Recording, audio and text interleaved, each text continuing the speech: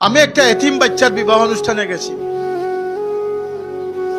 সরকারিভাবে, সরকারি এতিমখানার এতিমদের বিবাহ অনুষ্ঠানে আমি গেছি। আমার জীবনে যে কয়েকদিন আমি আমার অন্তরাত্মা কাঁপানো অবস্থায় আবেগী হয়েছি, এর একদিন ছিল এই বিবাহ অনুষ্ঠান, যেখানে আমি মেয়ের হাতে 5,000 টাকা আমি দিয়েছি, দিয়ে বলেছি তোমার সমুদয় খরচ সরকার দিতেছেন, মাগো তুমি আজকে তোমার শ্বশুর বাড়িতে যাচ্ছ।